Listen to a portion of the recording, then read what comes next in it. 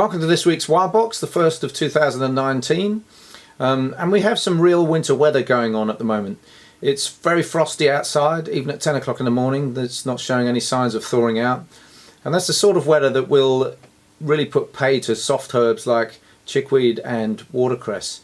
So if this weather persists, we may not be harvesting those again until the springtime. But there's still plenty of things around which are winter hardy and able to cope with the frost. Alexander's is in this week's box again.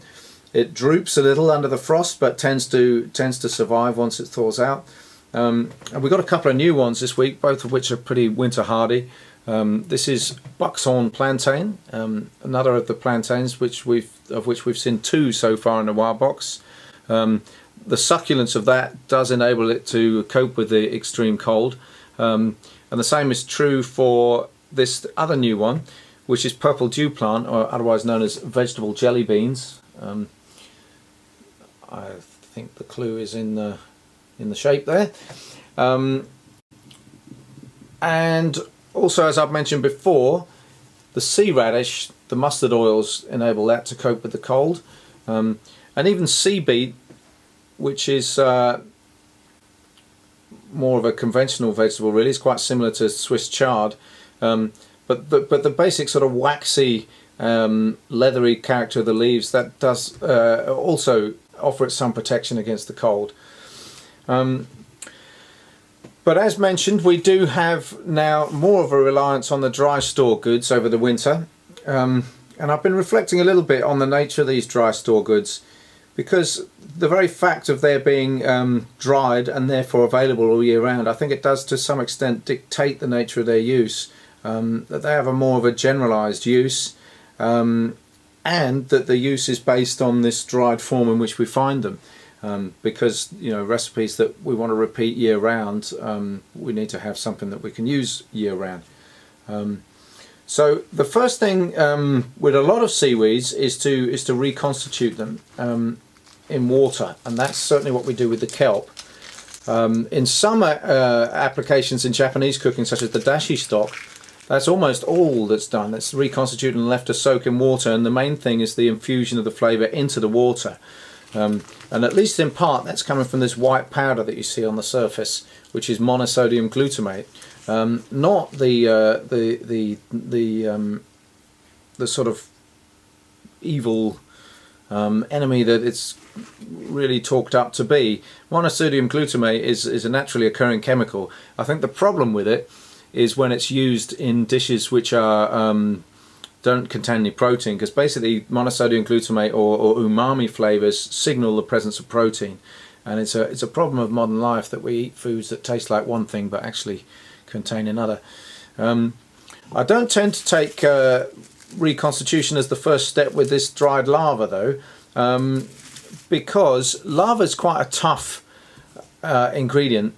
As is kelp, but you would tend to just cook kelp for a long time to get the best use out of it, in my opinion. Although you can deep fry it. It's not my favourite one for deep frying, though. Whereas lava, when you toast it, it really brings out the flavour. So that's an excellent approach for that reason. And secondly, the toasting breaks down the texture. This has a texture somewhat like polythene when it's raw. It's really quite chewy. The traditional British approach to that is to boil it for a long time and make lava bread. I think this is a better answer, and it's the answer that the Japanese apply to the very closely related nori. You'll probably be familiar with toasted nori sheets used to wrap around sushi rice and so on. Right, so to get down to the recipes this week, we've basically got 3 recipes, 2 salads and a vegan savoury pancake. And you'll see that we are trying to participate in this veganuary celebration of plant-based diets and veganism. So all the Wild Box recipes this month will be totally plant-based, and we're lucky enough to have a friend, Stephen Black, who is a vegan chef on our team at the moment.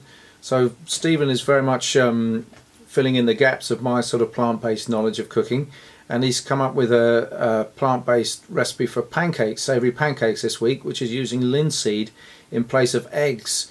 And that's made me think that we do have something closer to hand, i.e. a native wild species that can do a similar thing, and that's mallow. So if we can get a good harvest of mallow in the next couple of weeks, I'm going to work with Stephen on a savoury pancake. It will be green because mallow leaves contain this kind of gloopy substance.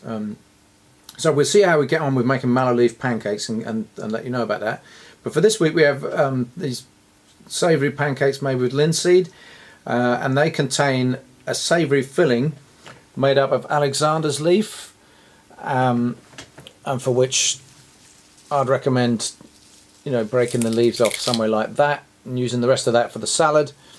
And sea beet leaf, again breaking the greenery off like that and the stalk like that for the salad, and sea radish with the green bits just stripped off like that, and again the stalk for the salad. So 3 different kinds of greenery going into that savoury pancake filling, and also some other strong flavours, specifically miso, rice mirin, tomato puree and crushed garlic. So some good sort of full-bodied robust flavours, balancing out the intensity of the Alexanders, because we're not cooking the Alexanders for long. We wanted to let that intensity come through along with the other flavours.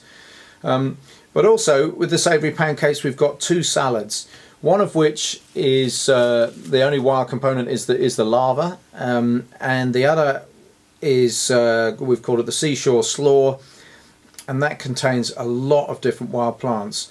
The Alexander stalks, the buckthorn plantains, a lovely crunchy salad that I would never even think of cooking. It's purely a salad in my opinion. Likewise with the purple dew plant, and then the stalks of the sea beet and the sea radish, and some very finely shredded kelp. So the overall result there is a salad that has a lot of wild ingredients, and you'll read from the navigation notes this week that I'm sort of on a bit of a roll with eating salads with many different wild ingredients in. So I thought it'd be a good time to just up the stakes a bit with the wild box salad, and have it just much more intensely based around the wild flavours. I think you'll agree that they do balance each other out, but the overall result is probably still a bit more intense than some of the salads where I've kind of been trying to break you all in gently with putting a little bit of wild stuff alongside probably more heavily cultivated plant-based salad. So the I mean, and then there's just something to say about salads in the winter. It might seem a bit counterintuitive to be eating salads in the winter, but actually there's a lot of wild salads available in the winter, more so than in the summer when the sort of dry, hot conditions don't really encourage so much leafy growth and things are more going into flower and seed.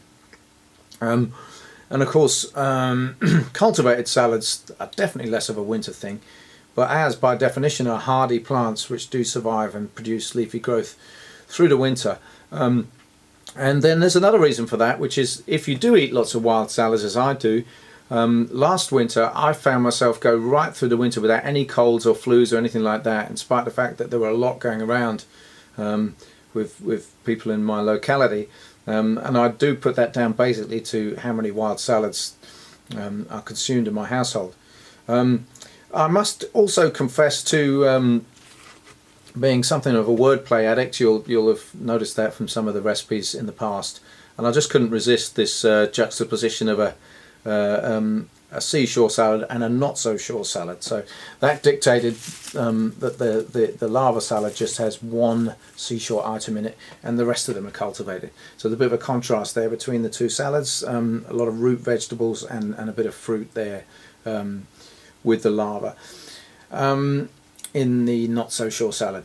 So all in all, there's the savoury pancakes balanced out with 2 quite fresh, in the case of the not so shore salad, and quite sort of beefy flavours with the kelp and the leaves, the leaf stalks in the seashore salad, or seashore slaw I should say.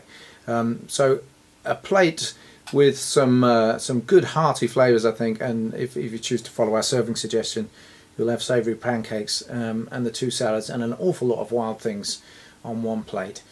So yeah, that's it for this week's What's in Your Box. Wild box number 36.